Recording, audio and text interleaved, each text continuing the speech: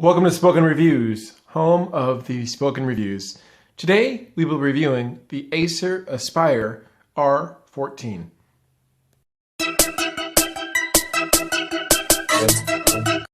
So we're going to start this review by going over the ports in the outside of the Acer Aspire R-14. So real quickly, this is a really great laptop. It is only 4 pounds and it is 0.73 inches thick. So a really thin laptop. Acer's done a great job with this. Now, as far as the ports go, here we have a video out port, then we have an HDMI port, then we have 2 USB 3.0 ports and a headphone jack. Then we go to the other side, and we have the SD card slot right here, and then we have the volume up and down right here. We have another USB port right here, and then we have the power button, and then here's the power port where you plug in the power. Once again, this is a very great design, very sturdy, minimum flex. I do believe that Acer's done a wonderful job with building this laptop, and I've really enjoyed it for the last 2 weeks of testing. Very solid, minimum flex, and it really does scream quality.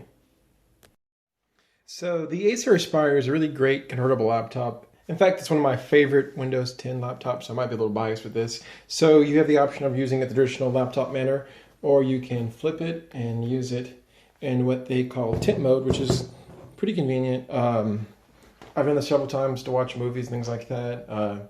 Stands up, it's easy to watch things. Or you can flip it all the way back in the tablet mode, which is really cool. And then you can actually flip it to tablet mode and it just kind of pops up just like a tablet. And this is more like Windows 8.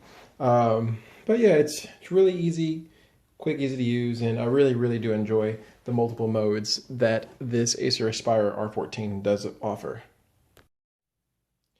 Now guys, we're looking at a 1920 by 1080 screen, which is 14 inches wide, giving you 157.35 pixels per inch. So this is a high-def screen, and you can see in the marketing and branding, they're sure to let you know that this is a full HD screen. So it is a great screen. My one gripe with this screen is I do think it's kind of dark. And I think it's because I'm probably spoiled with my Samsung phone and iPhones and tablets like that. So just to kind of give you a perspective, you know, this is at full brightness right now. So we are at full brightness on this screen. Doesn't get any brighter. And here is just kind of for comparison so you guys can see the difference in brightness. Here is my Samsung Tab S2. So you can see it is way brighter than this brand new Aspire R14. So I really enjoy this laptop, and probably the only thing that I don't like is I wish the screen was brighter. And that's just a personal preference. It's probably because I've been spoiled with other brighter devices. But that's all I'm going to say about that. It's a great screen, just wish it was brighter. Now, as far as specs go, we're looking at a pretty well-equipped laptop. Now, this Acer Aspire R14 has the 6th generation i5 processor, 8 gigs of RAM built in, and a 256 gigabyte SSD hard drive. So this is a really fast Windows 10 laptop. And really, the speed is all going to be attributed to that 8 gigs of RAM and that 256 SSD. So this is a super fast laptop. Restart times are probably anywhere from 25 seconds to 30 seconds, which is really fast for a Windows laptop, especially for the price point. So really impressed with that. And for the Geekbench 3 32-bit test, for the single core, we're able to get 2891, and for the multi-core, we're able to get 5973. So really impressive for this 6th gen i5 chip. I was really impressed with this. And I mean, the numbers are the numbers. Highly impressed. I did not think it would do this well, and it did. Okay guys, just finished the Heaven benchmark test, and this is one of my favorite tests to test the CPU and to really tax it and see what we're going with. So the scores are decent, not really that impressive. So for the frame per second, we're looking at 12.3. The score is 310. The minimum frames per second I got during the test was 6.1, and the max was 119.9. Now we do have an integrated graphics card, and specifically you guys can see right here, it is the graphics card's right here. It's going to be the 5520 HD graphics card. So it's really not a great graphics card. So what that means for you guys is I would not recommend playing games on this.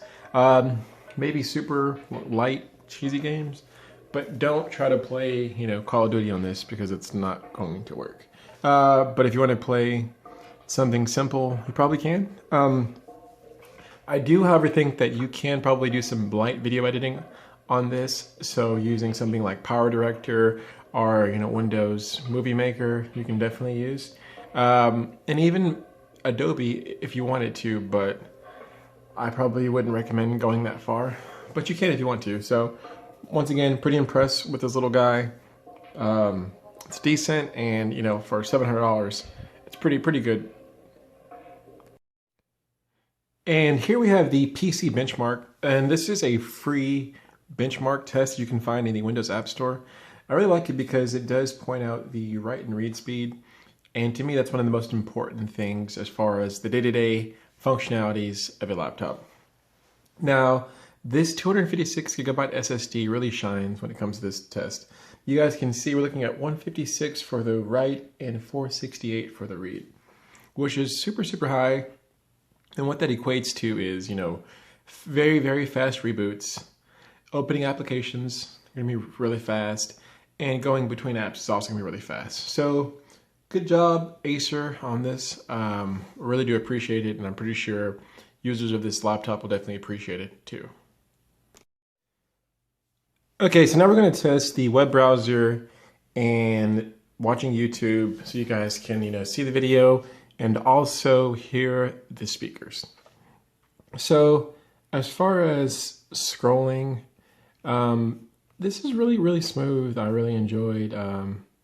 It's very easy to navigate websites with the touchpad.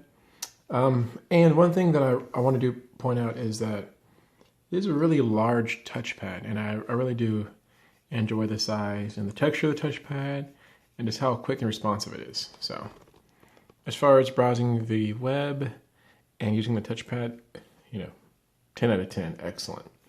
Now the speakers on this are surprisingly really well. So what I'm going to do is I'm going to play this little Chris Rock video because I think he's hilarious. So you guys can hear it and kind of see what we're working with. This ain't really work though. This is not really work. This is my career. It's not really a job. This is my career. Some people have jobs. Some people have careers. Some of y'all in the audience. Some of y'all got jobs. Some of you have careers. Now the people in the audience with careers. So you guys can hear the speakers are really impressive. I was surprised when I heard the speakers, and they've really performed well over the last 2 weeks. As you guys can see the reflection of the tripod, so this is a very glossy screen. I personally prefer glossy screens. Some like the matte finish, some don't. I like it. Once again, my only complaint is I wish it was brighter. I would pay an extra, $50 for a better screen, an extra $100 for a better screen. They missed the ball on that, and hopefully they fix that in the next rendition. But as far as the speakers, excellent. And as far as the video quality, excellent. Just wish it was brighter. So battery life can make or break a laptop, and I can say over the last 2 weeks, I have been pleasantly surprised with how well the battery on this Acer Aspire R-14 performs. Highly impressed with the battery life. I've been getting anywhere from 7 to 8 hours on the battery at full brightness, using the speakers, doing some process intensive stuff. So I've really been really impressed with the battery. They did a great job. As you guys can see right now, at 61%, it says I have a little bit less than 6 hours left, which is phenomenal. You can really go all day with this battery, and I'm really impressed with the battery on this. In conclusion, the Acer Aspire R14 is an excellent laptop. In fact, it's more than a laptop, because with the touchscreen and the fact that you can morph it. It's an excellent laptop. It's an excellent tablet. It's an excellent, device.